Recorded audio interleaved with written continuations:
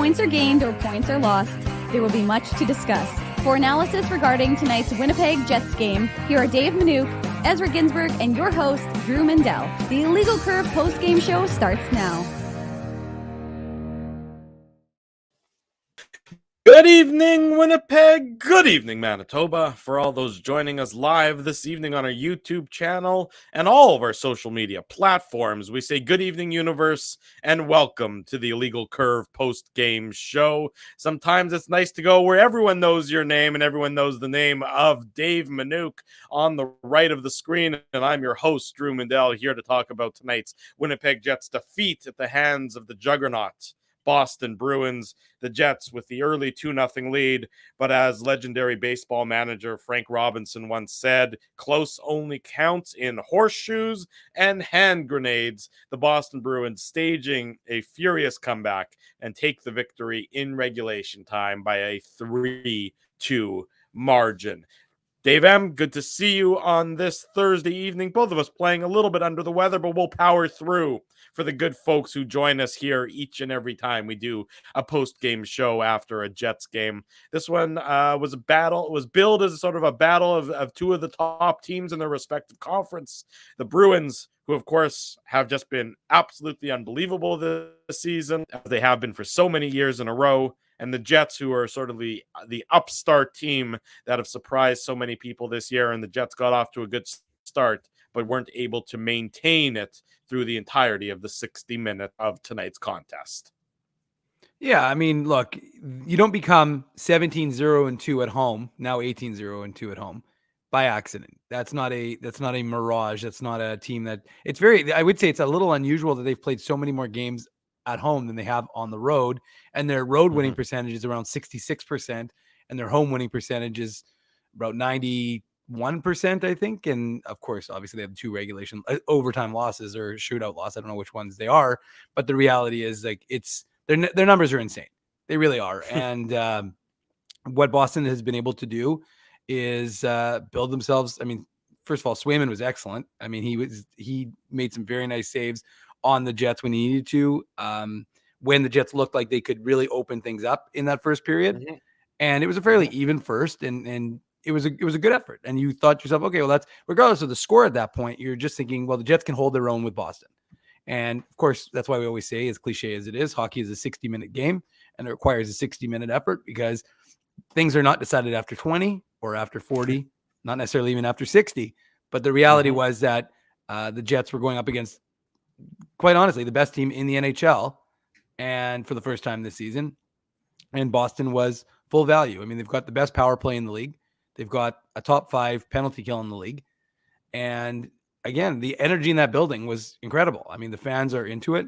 And, look, there's definitely, I think Jeff Hamilton of the Winnipeg Free Press, who must be down there for the Free, he said, nothing sucked the energy out when the Jets got the second goal from Jansen Harkins, but at the same time, it was still a great atmosphere in that building. And we know we've been to Boston, Drew, and we know what it's like to Boston sports. It's really next level, actually. There's not much like it. I mean, of course, New York sports similar, but any of those East Coast cities, Philly sports, that's sort of same sort of thing. That same passionate fan base. So yeah, I mean, look, it was an interesting game from a Jets team that, and I talked in the chat for most of the game, second and third periods, for a little bit of the first with some of the folks here. And we talked about some of the power plays, opportunities that were given or not given, seemed a little bit interesting. And I thought, especially the worst one by far, if you're going to call anything, was that non-high sticking call against Pierre-Luc Dubois. And look, we're not going to say that the special teams was the difference, but the Bruins did score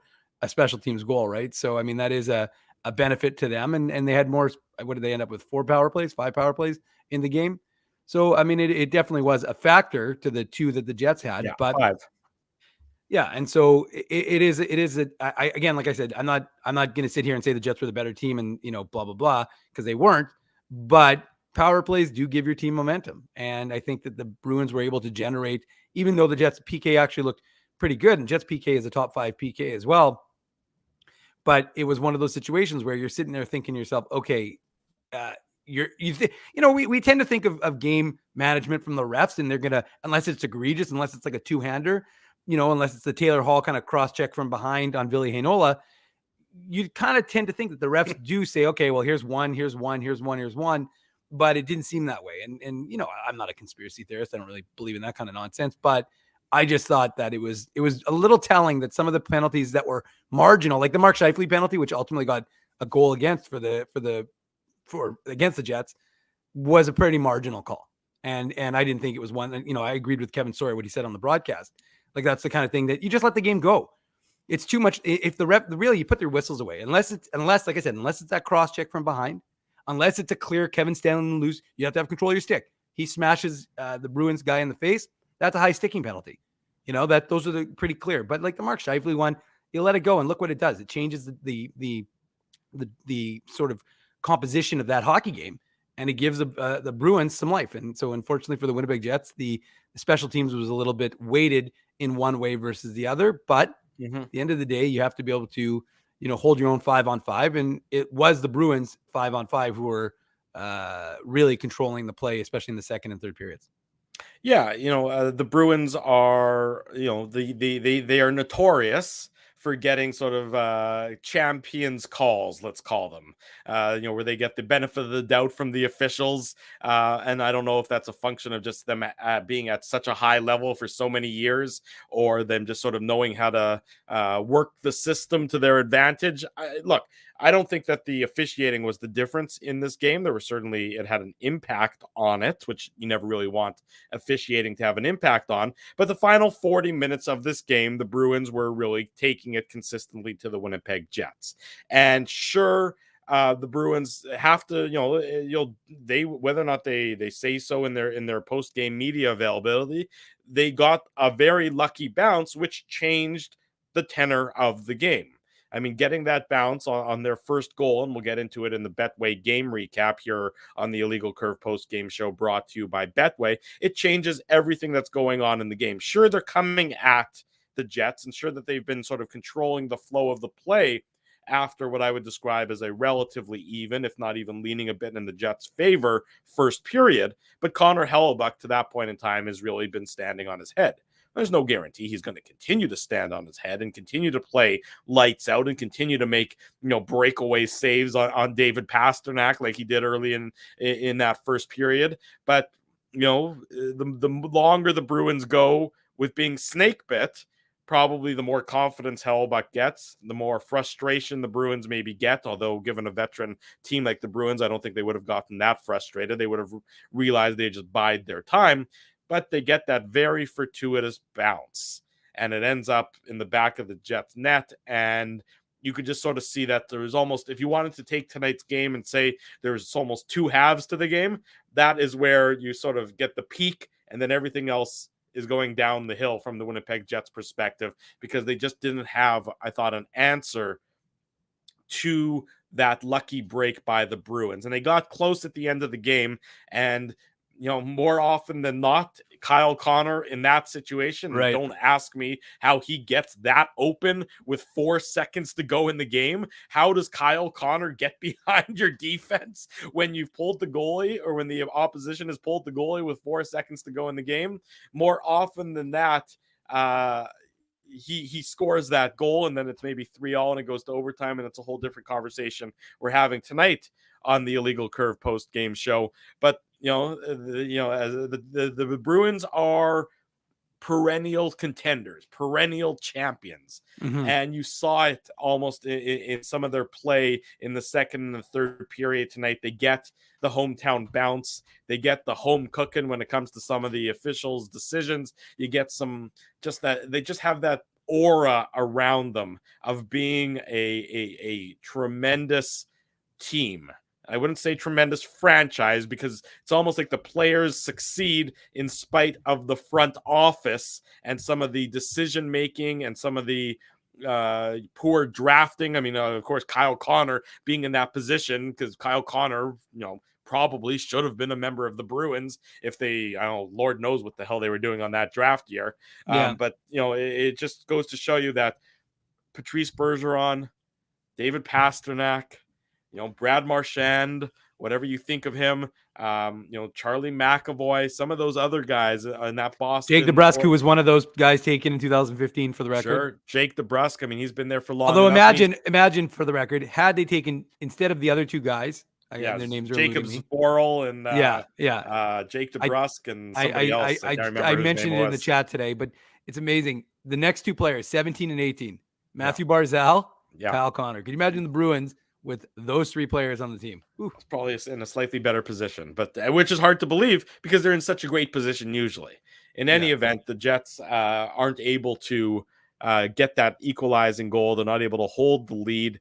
You sort of saw the Jets, again, I thought that they, similar to Sunday in Seattle, they ran out of steam a little bit. And especially with a team like Boston, which is just going to, when they smell blood, they know how to take advantage of it. And the Jets had a decent push in the last few minutes of the third period, and they had that opportunity with the net empty. But you could see, I thought, from the time of the stanchion goal, it was all Boston from my perspective at that point. The big debate, Drew, that I was having in the chat. I won't name names, turd, but I mean I'm not going to name names.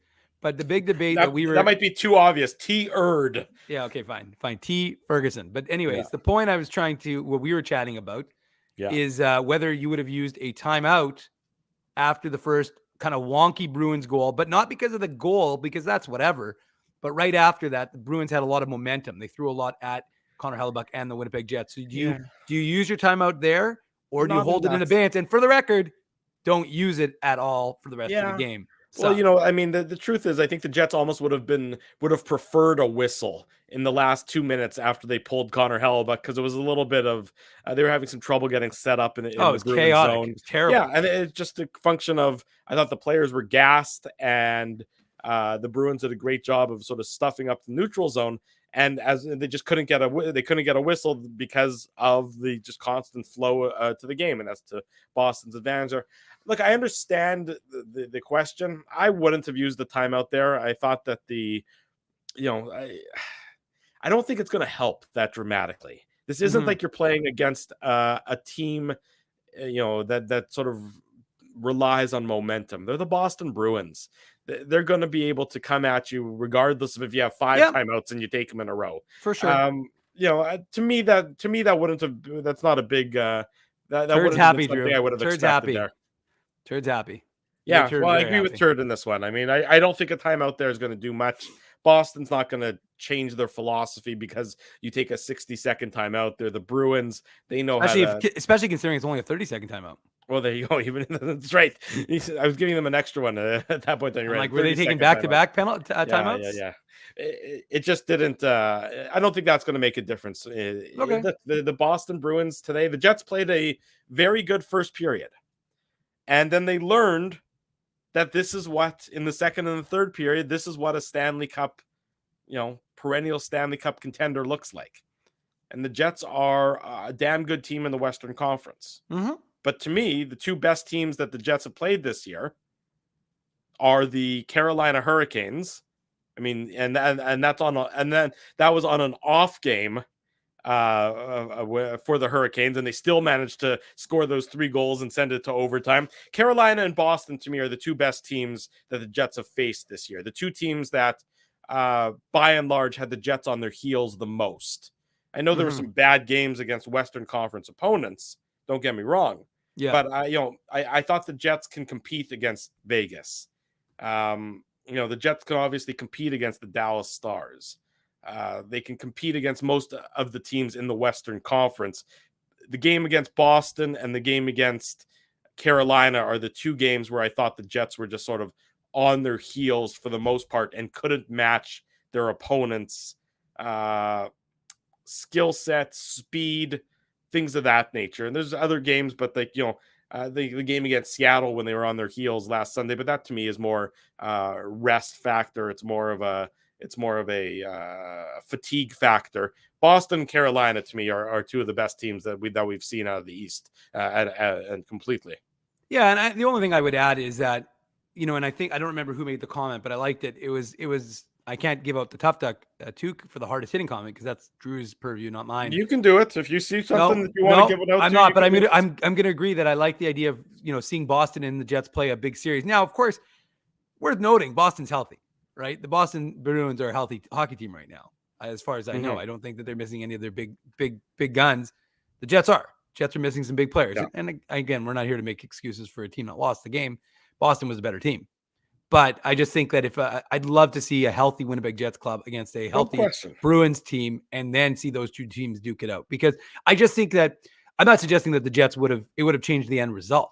I just think it would have most likely mitigated some of the unevenness in the second and third periods. I think the Jets might have had a little more push with some of their bigger dogs, a guy like Nikolai Ehlers, a guy like Blake Wheeler. Just add a few more of those guys into the lineup, and I think you get a little bit more. But no, I mean, look, it's a good lesson for the Jets to learn. I mean, you have to go up against a team like Boston, and one mistake, one small breakdown, leaving Nick Foligno wide open in front of Connor Hellebuck, that's the difference in the hockey game.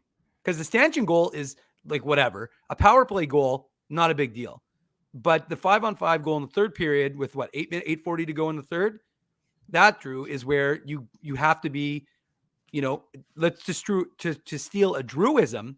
Your attention to detail matters. Yeah. And right then and there, I think it was Brendan Dillon and was it Morgan Barron? I think there were a number of guys who abandoned their post, and Nick Foligno's wide open in front. And it ends up in the back of the net. So it was Kyle Connor. Connor was one of the guys too. Yeah, Connor and Dubois, I think, were the two guilty parties there. You could sort of look at them. They were almost.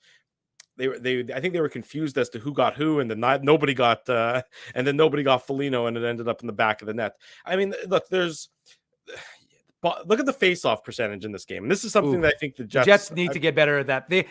Drew, just to quickly interject before you get to the raw numbers. I was thinking about it throughout the course of this broadcast, and for a while, what the Jets need to do instead of going on holidays, they need to have a clinic on. Remember when Paul Maurice brought in who was it? Was it the ref? And they worked on face-offs for a couple of practices, training camp or something. And they did just face-offs. This team needs to work on their face-offs. Well, I mean, so it was. I mean, and again, it's hard. When you don't get possession on 2/3 of the faceoffs, because I'm pretty sure it was about 67% winning percentage for the Bruins. And most NHL games, it's not necessarily exactly 50-50, but it's within realm of 50-50, 60-40, 67-33 is one-sided beyond belief, which is why, I mean, not that we're getting ahead of ourselves, but looking towards the trade deadline, if a guy like Ryan O'Reilly would come available, I think that would be a huge addition for the Jets, because again, it would help up the middle, it would help in the face-off circle, everything. That's a digression for another day in time. But when you're starting without the puck on 2/3 of all face-offs, you're swimming upstream. You're starting each shift by swimming upstream a little bit. And that's an area of concern. And I'm sure that it's something that, Rick Bowness and the coaching staff are going to try and work on. And it's something the Jets should be better at this point in time. And I know the Bruins have Patrice Bergeron, and Patrice Bergeron is basically the perfect hockey player.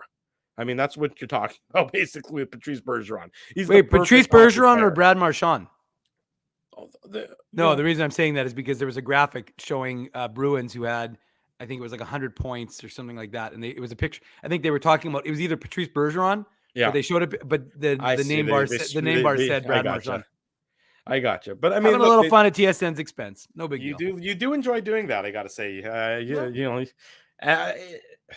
Look, there's so much to like about the Boston Bruins, and so much that you want to model the way they play. And do they get some calls? Yeah, there's no question they get some calls. Do they get the benefit of the doubt? Yeah, there's no question they get the benefit of the doubt, but that's just, the beauty of being the king. If you're the king, or you're close to being the king, you oftentimes get the iffy calls in your favor. And, you saw that at times in tonight's game, but in my books, also full marks to the Bruins for a well-deserved victory. And the Jets can use this as an opportunity to learn and an opportunity to get better. And again, this is a good hockey team. The Jets still are, but if you want to get to the Bruins level, this is what you need to do to get there. Well, Drew, and that's why the comment I put up was appropriate by Flying and Dukes, because they said if this is a measuring stick game, Jets showed well in some ways and can really learn from it in others. I'm going to add that part, and it's true. I mean, there absolutely is, that is the case. And so I didn't love the end of the game by the Winnipeg Jets when there wasn't that proper urgency. They seemed like just a tired group, and they just didn't have their legs. And remember, this is a team that hasn't been practicing much. So But they played 7. I mean, look. No, this December has been insane. I'm not minimizing it because I'm just saying they haven't had to practice, so they've had that benefit of staying off the ice. But it's still been. I mean, Drew, what is this? The 16th game or something like that? Not really, but you know what I mean. Like, there's been a lot of games through 22 days in December.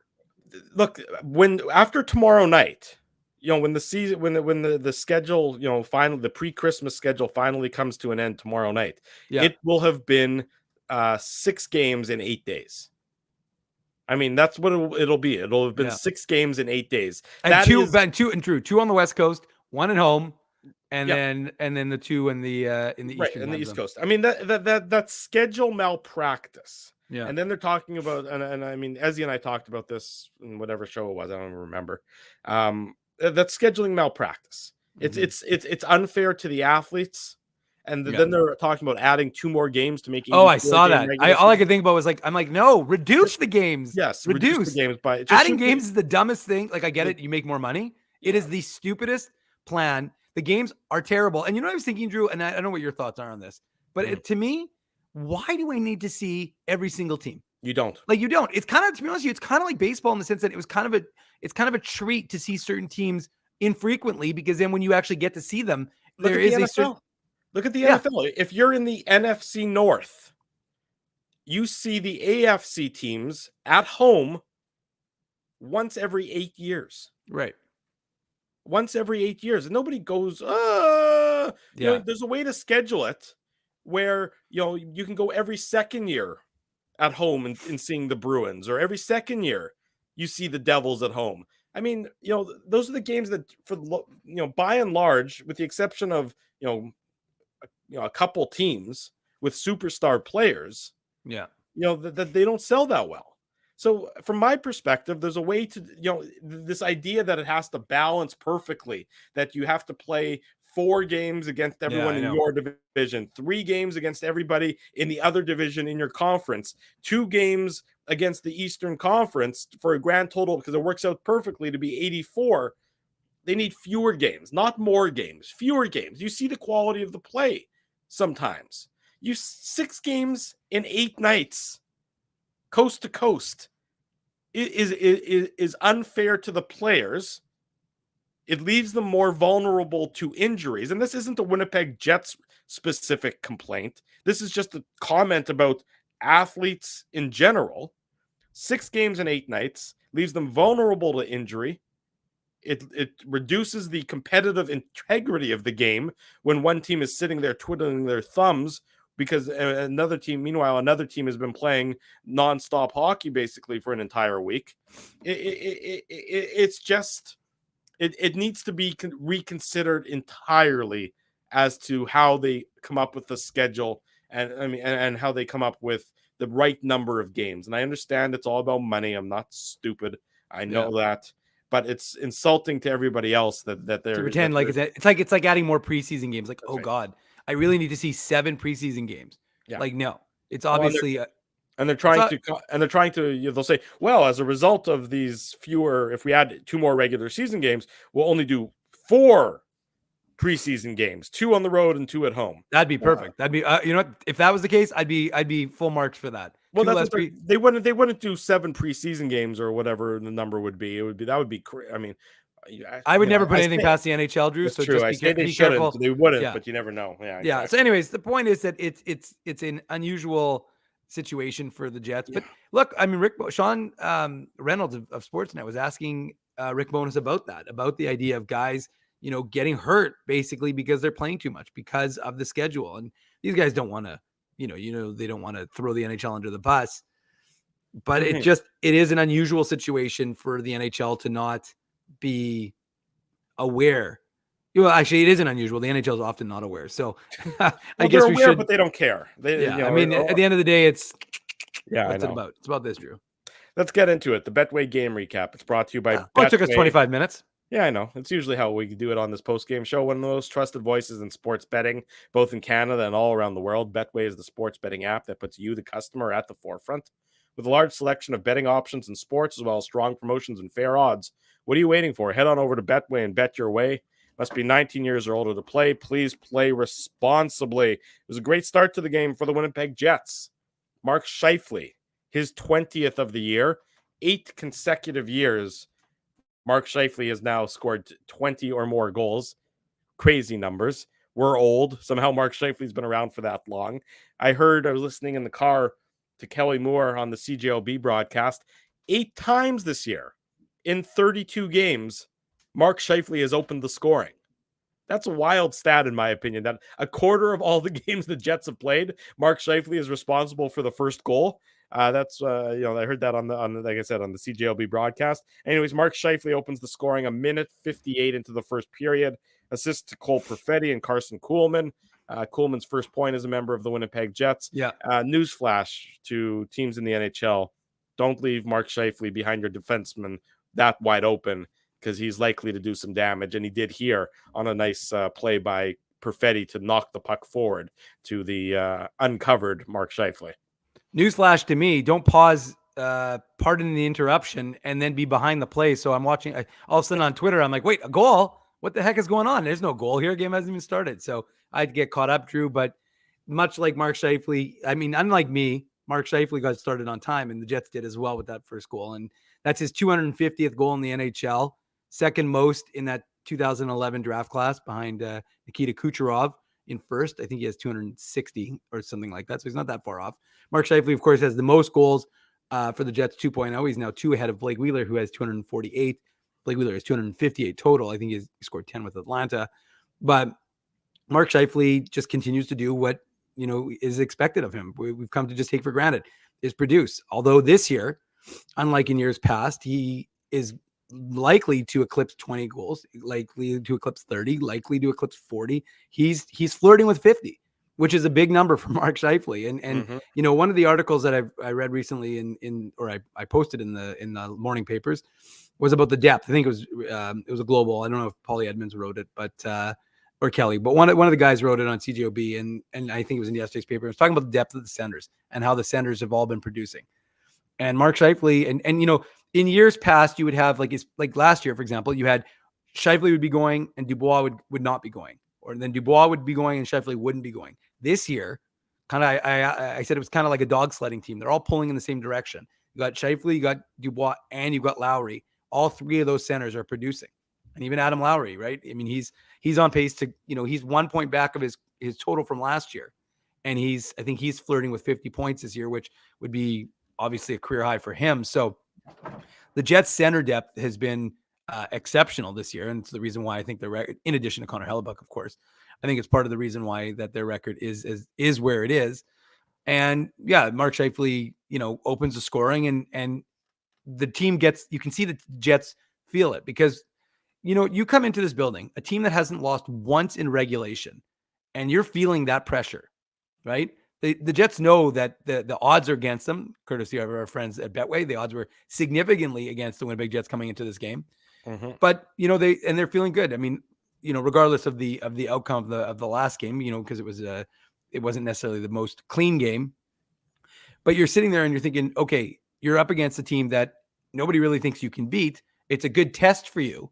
And so the Jets get off to that good start, and that's what they needed to do. And I think that was the first time the Bruins have been scored on in some time. So to open a game. So good for the Jets to get that start, because that's exactly what they needed to kind of get feeling and get feeling good about their game. Yeah, and they certainly felt good at that point. That's what you want to do when you're playing against a team like Boston, on the road, where it's a difficult place. You want to get that early lead. You want to take the crowd out of it, and then the Jets really took the crowd out of it. Made it 2-0, 7:20 mark of the first period. In case anyone was concerned, fear not, Josh Morrissey got a point. It was on Jansen Harkin's third goal of the season. Morrissey with his 33rd assist, which is still hard to believe. Adam Lowry also gets an assist. It's a great play down low. It's Lowry, it's Harkins forechecking. It's getting the puck below the goal line, working it back up to Morrissey. Morrissey with the shot from the point, and Jansen Harkins is causing trouble in front of Jeremy Swayman. He's being there, and he's being big, and the puck sort of glances off of him, but it glances off of him enough to get through Swayman and give the Jets a 2-0 lead. And that's how you're going to have to do it. It's going to have to be dirty. It's going to have to be greasy. And this is the definition of dirty and greasy to make it 2-0 for the Jets. Yeah, but that's exactly what we didn't see from the Jets later on in the game. Mm-hmm. And there was a Brendan Dillon, I think in the third period, unleashed a howitzer from the point, and it was a nice shot. It was a heavy shot, but there's only one problem. Swayman saw it. There was nobody in front. There were no bodies in front. Nobody took away his eyes. So it's a lot easier for the goaltender to make that save. I don't care how hard Brendan Dillon's shot is. If you don't have bodies in front, it's very difficult. And that's what the Jets had to do. They couldn't get highlight tonight. You needed to go for that greasy goal type of thing. And that's exactly what happens, right? The Morrissey shot goes off Jansen Harkins. Shout out to Jansen Harkins. I mean, today was his 150th game in the NHL. Speaking of the 2000, it's that number already. 150, really? And yeah, it is. And it's impressive because if folks don't remember, he was the second rounder for the Jets in that remarkable 2015 draft, the draft probably never to be repeated by the Winnipeg Jets, or most other teams, because that almost every guy made an impact in the NHL. Yeah. But at the same time, Harkins went down to the ECHL, right? We talk about it. Went to the AHL, then went to the ECHL, came back up to the AHL, worked his ass off, got to the NHL, went back to the AHL, and now is back in the went back to the AHL, now back in the NHL. So you can see it. You can see even the play actually that for me that showed Jansen Harkins' work ethic, which is when nobody has work ethic to me like he does, was when he beat out the icing in the second period. There was it's a routine play, but you can see that the compete level is high with him right now. And that line seems to be chugging along. And that was a nice play by Jansen Harkins. And look, he gets rewarded with his third goal of the season, just being in the right spot, which is in front of the net. And Josh Morrissey, 33 assists in 33 games. I mean, it's remarkable what he continues to do. I mean, 11 straight points, with an assist, which I believe is the Thrashers Jets record. So, I mean, he just continues to fire, and all of a sudden the Jets are up 2-0, and you're thinking to yourself, is this going to be a blowout? The Bruins fans, I didn't think anybody think it was good. True. It was 2 goals on 4 shots. Yeah, that's true. So it's 2 goals on 4 shots. So you're thinking to yourself, okay, does Swayman not have it? Are the Jets going to get lucky in the sense that he's not feeling it, because that's not a very good save percentage after 4 shots and giving up 2 goals. 50%. Exactly. I agree with Kenny's water bottle, by the way. Harkins does have Dave Minuk level of work ethic, and maybe that's why I find him to be a kindred spirit. But anyways, the point is that why he was back in the minors? Ouch. No, that's because he was just trying to talk. He wanted to talk to me more, Drew. He was like, I don't want to talk to all these NHL guys only. Dave's NHL and AHL, so I'll talk to him. Anyways, exactly. 2-0 for the Jets after 20 minutes. I mean, Connor Hellebuyck with a highlight reel save on David Pastrnak after an ugly interaction between Dylan Samberg, and I'm really not 100% sure what was going on there. Obviously, a poor miscommunication. Don't let Pastrnak in on a breakaway from the red line. That's usually going to end poorly. It was maybe even from the opposing blue line even. Don't let that happen typically, but Hellebuyck was up to the challenge there and made it 2-0. After 20 minutes, and it was still 2-0. Later into the second period, when Pastrnak gets his 22nd of the year and assists to Nick Foligno and Grizzlchik, which I always mispronounce his name, so I'm just going to forgive me on that one for going forward. And this is the one that it's just a killer. I mean, it's just a bad bounce off the glass, off the boards. Hellebuyck's out of the net, getting ready to try and knock it down, trying to knock down the rim in, and it just comes right back out front to Pastrnak. And Hellebuyck does everything in his power to try and get back into the net.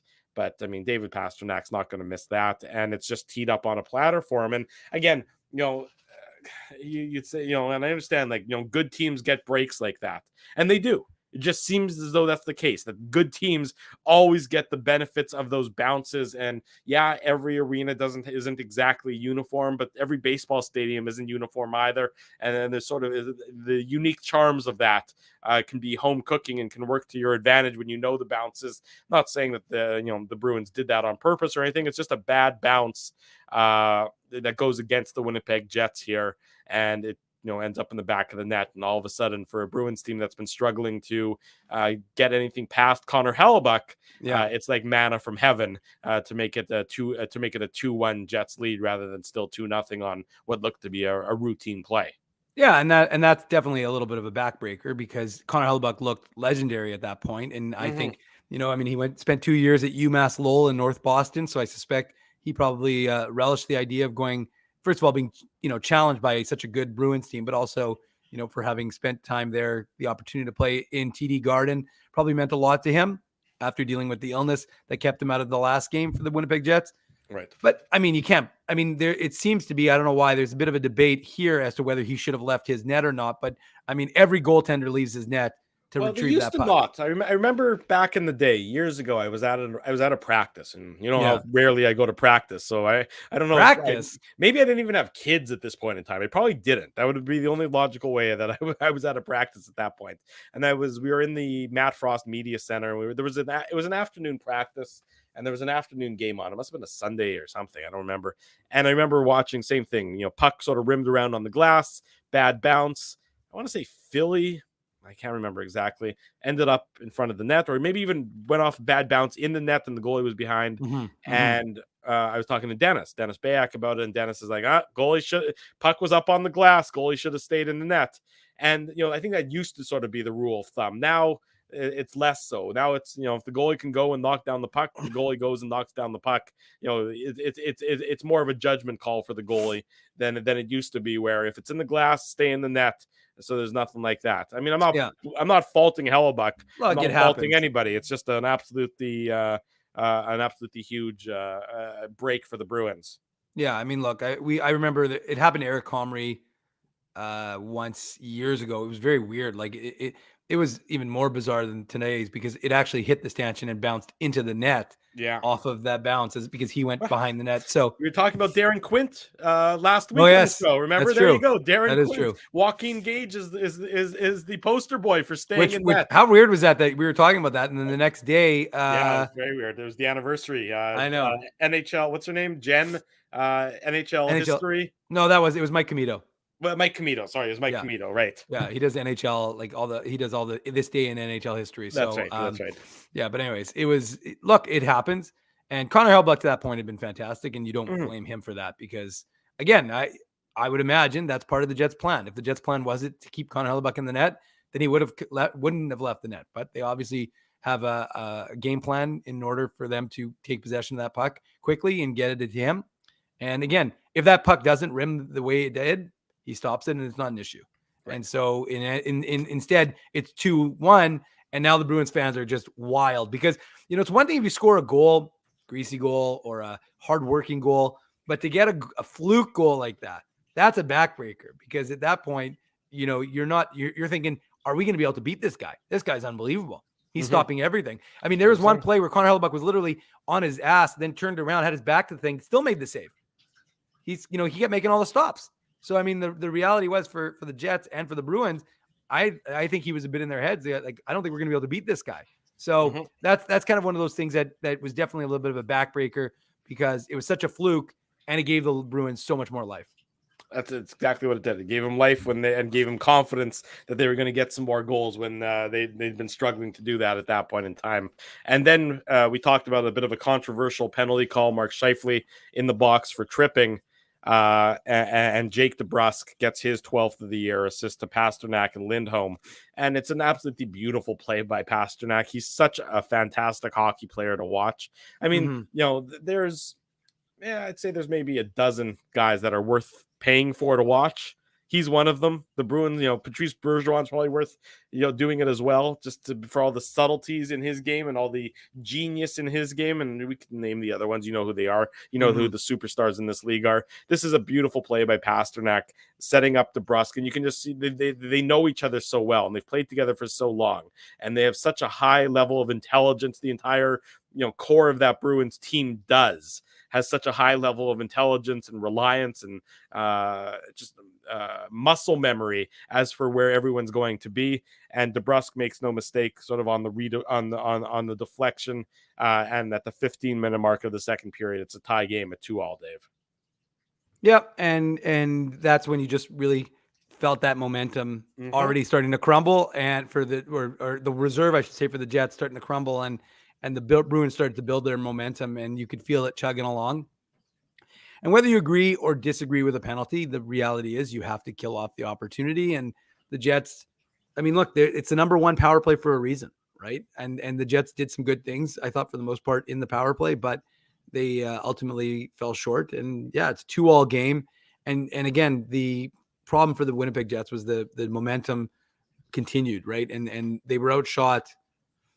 I mean, through the last two periods, it was significant. I think it was like 27-9 or something like that. So, but even in that second period, at one point, I think it was like 11-2 in favor of Boston. So, you're back on your heels, and it was not, you're expecting Connor Hellebuyck to be otherworldly, which he was to a certain degree.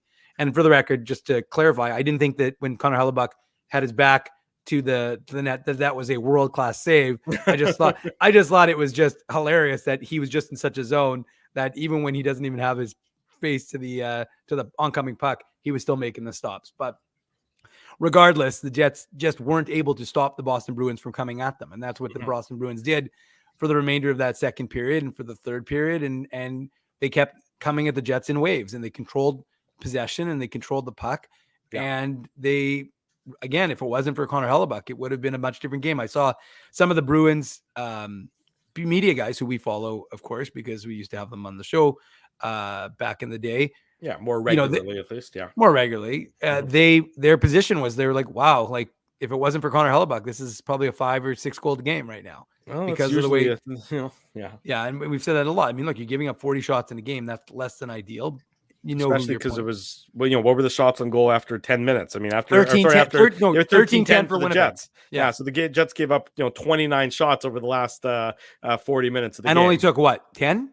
And took 14 over 14 in the last 40 minutes. It was one-sided is what we're trying to say. And by any metric you want to look at, it was one-sided over the last 40 minutes of the game. 3-0 in terms of goals, shots, possession, face-offs. Boston Bruins are a damn good hockey team, folks, and the Jets were close, but it only counts as we said earlier, horseshoes and hand grenades. Nick Foligno gets the game-winning goal, 11:08 mark of the third period. It's his sixth. Charlie Coyle and Frederick get the assist on it, and it's just a blown coverage by the Jets, and they've been pretty good at not blowing coverages this year, especially in the high danger zone. But this one was just a miscommunication between, I believe, Connor and Dubois, and if I'm wrong, don't kill me for it. I'm on some cold medicine tonight, so things might have been a little bit blurry. But it's a miscommunication, and it's a broken coverage. And Nick Foligno knows how to score. He's done it for a lot of years in this league. Yeah, and he fires a wrist shot past Connor Hellebuyck, giving the Bruins eventually the 3-2 victory as a result. Yeah, and like we said, that's one of those mistakes you just can't really afford to make. Is the fact that you leave a guy open in a high danger area, and there's only so many saves that Connor Hellebuyck can make.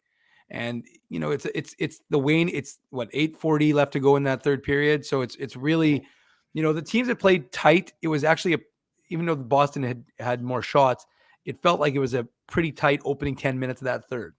And you look again, you have to reference the fact that it doesn't look good when the refs don't make obvious calls. Like to miss the Pierre-Luc Dubois high stick is pretty bad, because again, if it's happening away from the play, I don't care.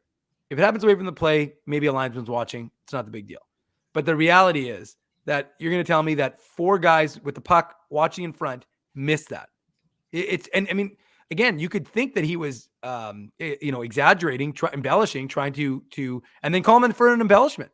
But like every single person, I mean, we're watching, the camera's watching it. Everybody is watching it for a reason, because that's where the puck is, meaning that's what the refs are watching.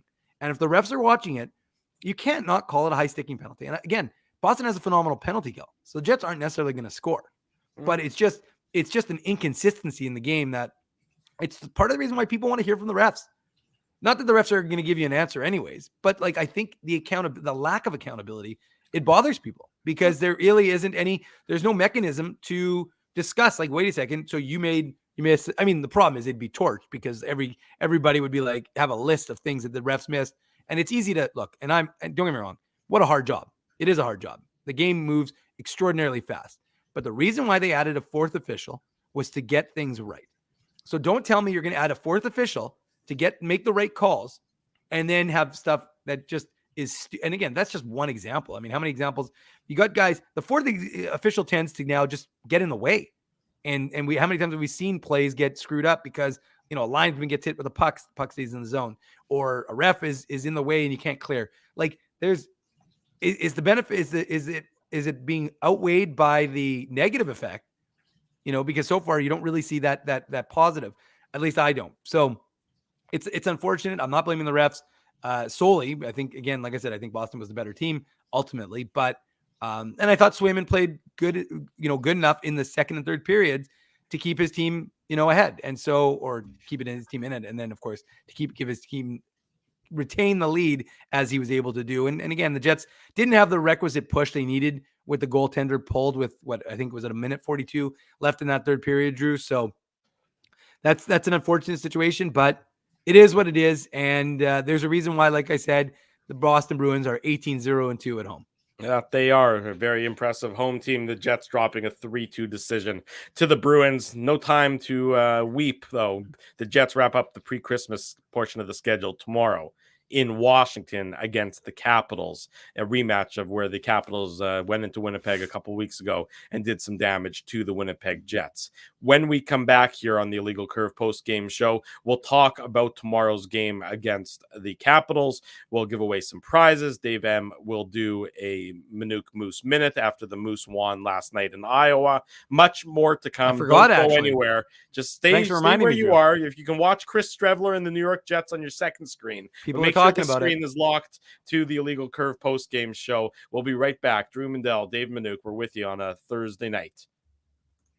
Jerry Seinfeld, Chris Rock, Jon Stewart, Dennis Miller, Brad Garrett, the biggest acts and all the up-and-comers. They've all made their mark at Rumors Comedy Club, North America's longest-running independent comedy club. Rumors has kept Winnipeg laughing for over 25 years. When was the last time you laughed out loud? Make it a great night out with friends or book your office or birthday party, even a fundraising event at Rumors. Get all the details and dates on upcoming shows at rumorscomedyclub.com. He winds up. Oh, looks like Ezzy took that one right in the choppers. A blistering fast puck hurts like HE double hockey sticks. That's why I let the pros at Linden Market Dental Center turn my yow into wow. Get your brilliant smile back with state-of-the-art restorative and cosmetic dentistry from real pros. And remember, always wear a mouth guard. Now that's solid on ice advice. Learn more at lindenmarketdentalcenter.com. Creating smiles for life. Whoa, Ezzy, everything okay? You look stressed. Of course I'm stressed. We're moving, the house is upside down, the kids failed miserably at packing the fine china, and my life is in chaos. Chaos! Yes, that does sound like a problem. What am I going to do? Ezzy, relax. Rolly's Transfer Moving and Storage is the answer. With 60 years of experience in moving Manitobans and a track record of exemplary customer service, one call to Rolly's and your stress is gone. No job is too big or too small. Just visit Rollies.com and they will take it from there. Thanks, Dave, and thank you, Rolly's Transfer Moving and Storage, online at Rollies.com. Dave, my man, why are you in the car already? It's hours until game time. Drew, it's because I'm stressed out right now, driving around downtown Winnipeg, looking for a parking spot, and I'm not finding one. I've lost Ginsburg. I don't even know where that guy is right now. Dave, haven't I taught you anything? Do what I do. Pre-book your entire month's worth of game day parking with the Grid Park app. It's super easy to use and saves me both time and stress. Well, Drew, I'm not independently wealthy like you are. So I'm sorry that I don't have millions of dollars to pre-book my parking month in advance. What's that going to cost you? $25? How about $5? Come on, $5? No way. $5. I'm not telling you a lie. And our listeners can get a free park with the new special promo code Illegal Curve. Guess what? There's more. There's more, Drew. You're lying to me. What more could there be? Grid Park now has underground parking, so my car can stay warm during the game. So wait a second. All the driving around I do, looking for parking, minus 40. You're telling me I could be toasty warm in a car after the hockey game? That's exactly what I'm telling you. Underground parking. Just download the Grid Park app. That's GRYD Park and use the code Illegal Curve. All one word. You'll park for free your first time. Hi, it's Drew from Illegal Curve here. Selling your home can be stressful, but it wasn't for me. Thanks to my friends at Zappia Group Realty, they made the process so easy. My home sold within 48 hours and with multiple offers. Zappia Group Realty took care of everything with their exquisite customer service and attention to detail. If you want to sell your home for more in less time, get started by talking to Frank and Mauro Zappia of Zappia Group Realty. Online at zappiagroup.com. For 3 generations and over 80 years, Tough Duck has been making apparel that works and plays as hard as the people who wear it. From jackets to work boots and everything in between, Tough Duck's clothing can handle the harshest environments, even the Illegal Curve hockey show. Work to live, live to play. Visit toughduck.com. 9:35 in the evening. Welcome back to the Illegal Curve post-game show. Drew Mandel, Dave Manouk with you on this Thursday night. We'll be back again tomorrow night for the post-game show after the Jets and the Washington Capitals. Dave, how did the Jets bounce back? I mean, this is they had a 2-0 lead here. They probably thought that they were in a pretty good position, at least to earn 1 point. They end up getting none. Now they have to go to Washington, the second half of the back-to-back. This is like I said, the 6th game in 8 nights. How do they find sort of an extra reserve tomorrow to be able to, compete and get a good result against a very improved Washington Capitals team from where they were earlier in the season? Well, the good news for the Jets, the Capitals are playing right now, or just played today, and so and that game went to overtime. So there's a benefit in that regard for the Winnipeg Jets, is that it's not just one team that's going to be playing a back-to-back. It is going to be 2 teams, of course, having played a back-to-back. But yeah, I mean, look, you know how you did against Washington in your building, and you want to have a measure of revenge. You want to have a good feeling. You really do want to have. I mean, you don't want to go into the break having lost 3 of 4. And as mentioned that on the show the other night, it's if you would have lost the game on Tuesday night against the Ottawa Senators, and you had 2 real tough games. Oh, is that you, Drew? Sorry, I'm getting you guys confused. But okay, we look at it. Yeah. But the point is that that very easily could have been a 4-game losing streak. Well, right now you've lost 2 of 3, and you need to kind of even things out, because one of the things we've written about or we've talked about is the fact that the Jets have banked a lot of points, right? So they're in the upper echelon right now of the Western Conference, and that's a huge thing for them.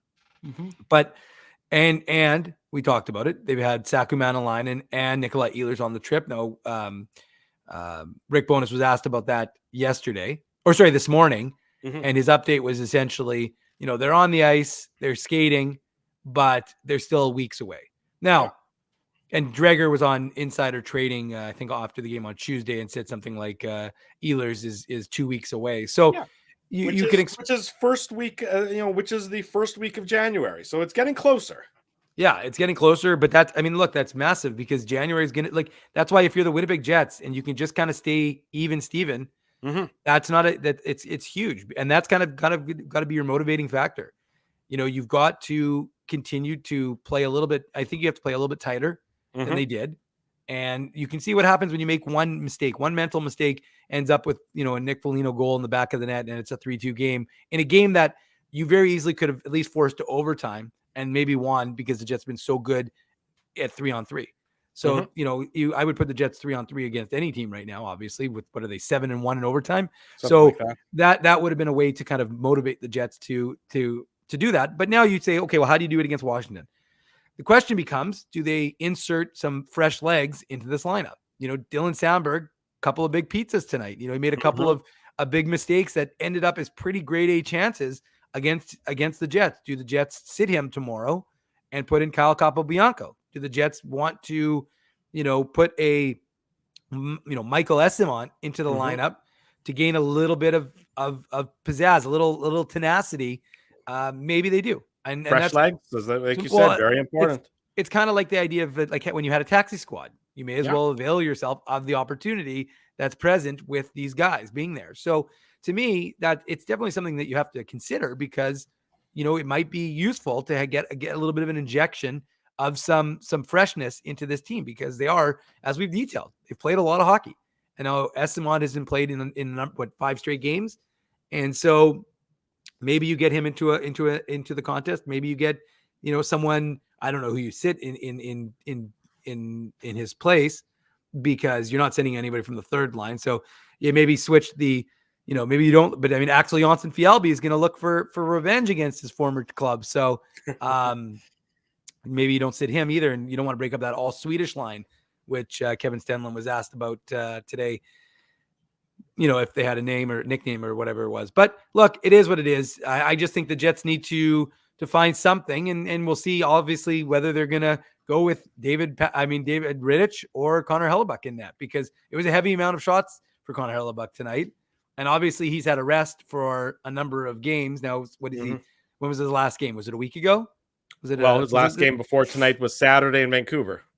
Right. So yeah, it'll be almost a week, right? So I mean, he played tonight, but he had 4 days off in the middle, which is unusual for him. Right. So anyways, I'm just saying that you could in theory, run him out tomorrow, but I mean, Rittich made a number of saves, and the Jets won his last one. So Washington's going to be a tough test. And I just think that I think both teams are going to be fairly even in terms of like their legs, because of the fact, you could say the Jets might be a little bit more burnt out. I haven't obviously analyzed the Capital schedule, Drew, the way we've looked at the Jets schedule, but ultimately I think it'll be a good test to see the Jets, if they can kind of, pull out the last sort of, leave it all out there, the last sort of gasp out of the tank, and see if they can just get enough to kind of really just build something tomorrow in Washington and hold on for a big win. Yeah, exactly. It'll be a key game for the Jets tomorrow in the U.S. nation's capital. Post game right around 8:45 p.m. tomorrow from the Jets and the Capitals.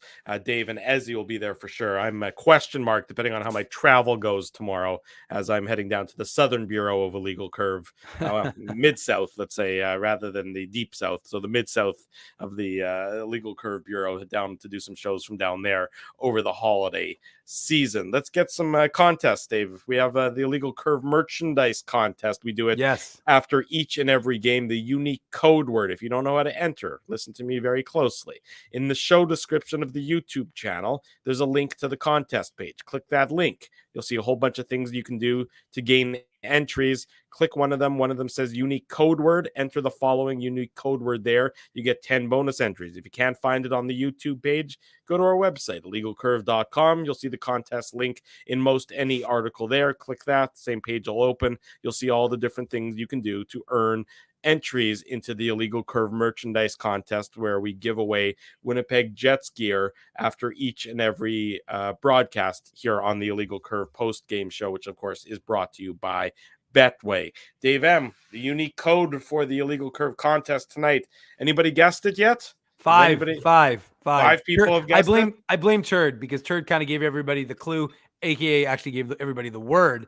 So it was a turd. I went easy, because sometimes you go with the obvious. The holiday season, you sometimes want to throw the crowd a bone, although they really don't get anything extra. They just get. Oh, they do. They get bonus points. Well, I'm saying early bonus points. Yes, they get early bonus points, which doesn't actually translate to anything else, anything different.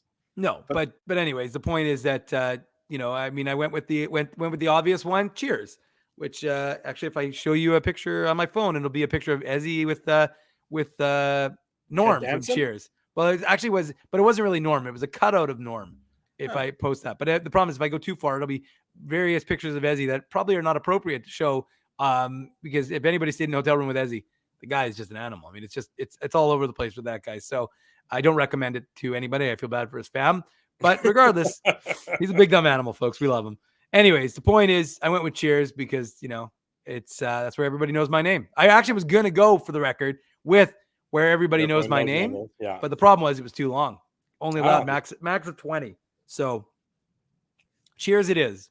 Cheers Cheers to everybody in the chat, and Cheers is the unique code word. Enter that, get 10 bonus entries in the Illegal Curve contest.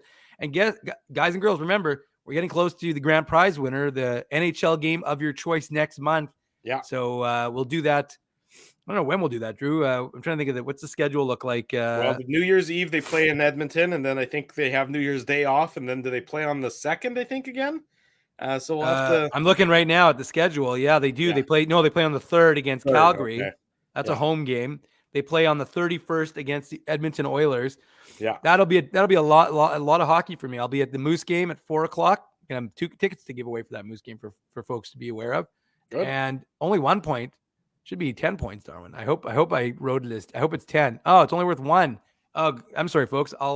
Maybe I'll try and amend that. Actually, the people who guessed it early, you guys just got burnt because I'm going to switch it now to make it worth 10. Anyways, although I suspect if I update it, what'll end up happening is you'll either be able to re-enter or you might get screwed, which kind of is funny actually. Sorry. Although I feel bad because Bailey, the intern, she also put in the early one. So I don't feel bad for Frosty or Alan or Turd, but Bailey I feel bad about. Sorry, that's Bailey. kind of you. So let's give away some merchandise. Yes. Who's the winner of the contest? The winner of the contest is, drum roll please, Dun, dun, Todd dun. Peters. Oh, you just hit it. Todd Peters. All right, there you go. Oh, there we go. Todd Peters. So Todd entered. I don't remember what Todd's winning choice was. I could find out actually, but Todd, I always laugh. Well, Todd won because you know how Todd won, folks? Visited a legal curve. Not saying that's simple, the reason why. Straightforward. But if you visited a legal curve, that's how Todd won. So continue. Visited illegalcurve.com, not visited like all of us in person. As much as we'd love to get together with all of you, illegalcurve.com. But more importantly, I think also that I was actually going to amend and say, actually, no, wink, wink. Todd actually won because he left a glowing review about Illegal Curve on our podcast. And as a result, that's how he won. It works. Whatever it is, congratulations to Todd Peters, the winner of the Illegal Curve merchandise contest. We'll be in touch with Todd. Apparently Todd cannot be here, but Frosty's prepared to accept it on his behalf. Just to give a little update, because people are wondering where their merch is. Yeah. I'm a little bit behind. I'm under the weather, unfortunately. So I'm trying to get everything under control here at the Illegal Curve headquarters. Mm-hmm. But don't you worry. They may not be Christmas gifts, but they might be post-Christmas, pre-New Year's. There's a week of time where Dave M will be driving around the city, maybe to places like Lockport, maybe other spots, parts unknown. I will be delivering some merch all next week. So I will, I'll just get the icy wagon. I'd love to get Ezzy. I don't think he'll be available, but so Spencer, if you want to wait for one more week, you might have to wait if you want to have Ezzy come with me. And then Ezzy's going out of town, Dave. So I said, if he wants to wait one more week from next week, on top of that, come on, pay attention. Okay. Let's go. Tut. Sorry. Yes. Okay. Indeed. Yeah. So Dave M is he's working overtime. Dave M's and his elves in the workshop are getting that merchandise ready for everybody. So hang tight. We appreciate everyone's patience as we get all eyes out to our friends. Dave M. The Moose played last night, which means it's time for... Put on your antlers. It's time for the Manitoba Moose Minute on the Illegal Curve Hockey Show. The Manitoba Moose. Yes, that team that is the AHL club of Winnipeg. They were in Iowa in the path of like the blizzard of a century that's supposed to be hitting Toronto. They've got a blizzard coming in Iowa. I don't know if you saw that weather. The sport reporter who was doing weather. Yeah. Very funny. So he was hilarious. How bitter he was. That was hilarious. So I thought. Anyways, the Moose, they got Arvid Holm back, but he wasn't in the lineup for the Manitoba Moose. He was returned after the emergency recall was over, obviously with Connor Hellebuck getting healthy and ready to go. So they had Oskari Salminen in net with Evan Cormier up from Kalamazoo backing him up. And 0-0 game after 20 minutes, pretty tight. 9-8, I think, were shots in favor of the home team. And then the second period, the Moose started to get rolling. Alternate captain Cole Meyer, he's been really good since he returned from injury. He scored, I believe, his 5th goal of the season to make it 1-0, and then followed that up with a second goal to make it 2-0 for the Manitoba Moose. His 6th goal, of course, if you can do proper math. The Wild were able to strike back towards the end of that second period to make it a 2-1 game, and then the Moose started to chug. Who else? But the lunch pail line continued to contribute. Evan Poli, 58 seconds into the third period, so that made it a 3-1 lead for the Moose. And then Dominic Toninato, he scored on the power play to make it 4-1. And then adding a little insurance, Jeff Malott with his team leading 14th of the year to make it a 5-2 game. And then the Wild would add a goal with 3 minutes to go. But the Moose would hang on and win 5-3, drew in Iowa. So they are now winners of 3 straight games, 5 of their last 6. And they improved to 15-7, 2-1 on the season. So the Moose are feeling good about themselves. And, it's a good thing because they've been dealing with some injuries, obviously, and some recalls, and they've lost Chaz Lucius and Brad Lambert, of course, to the World Juniors. There's actually a good article today about all the Jets prospects, all the Canadian teams prospects who are playing in the World Juniors, and of course Rutger McGroarty, the 2022 first rounder, as well as Fabian Wagner, the 2022 sixth rounder. So for Jets prospects who are out in Eastern Canada playing in the World Juniors, getting started on Boxing Day. But anyways, it was a good game for the Moose, and they will conclude their pre-Christmas portion of the schedule tomorrow night in Iowa in a rematch. So that should be a good one. That I think starts at 7 o'clock. Hold on, let me just make sure.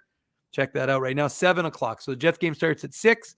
The Moose game starts at 7, which means because, of course, tomorrow, because we have no Saturday show. Yeah.